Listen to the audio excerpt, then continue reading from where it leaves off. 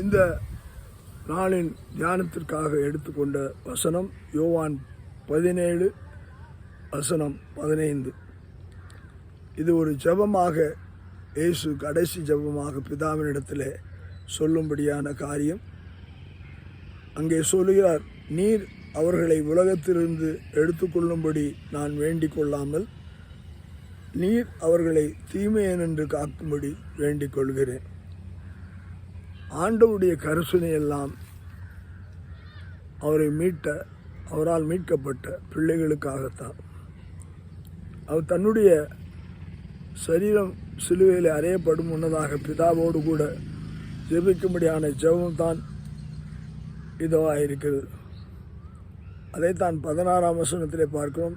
நான் உலகத்தான் அல்லாதது போல அவர்களும் உலகத்தார் அல்ல.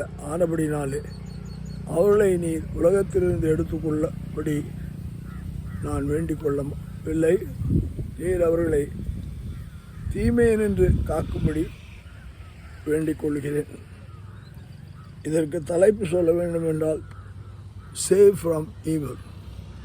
தீமையன் என்று எங்களை ரட்சித்துக் கொள்ளும் என்ற அந்த பரலோக ஜெபிக்கும்படியாக கற்றுக் கொடுத்த அந்த பரமண்டலுக்கு எங்கள் பிதாவே என்ற ஜெபம்தான்.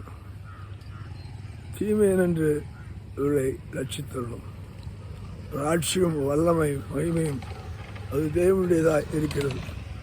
ஆனபடினால்தான் இந்த உலகத்திலே நாம் இருக்கும் வரையந்தும் அவருடைய சத்தியத்திலே நாம் பரிசுத்தமாக்கப்படத்தக்கதாய் அவருடைய வசனத்திலே நாம் நிலைத்திருந்து அந்த பரிசுத்த வாழ்க்கைக்கு நம்ம ஒப்பு கொடுக்கும்போது நாம் அங்கே தேவன் ஜெபிப்பது போல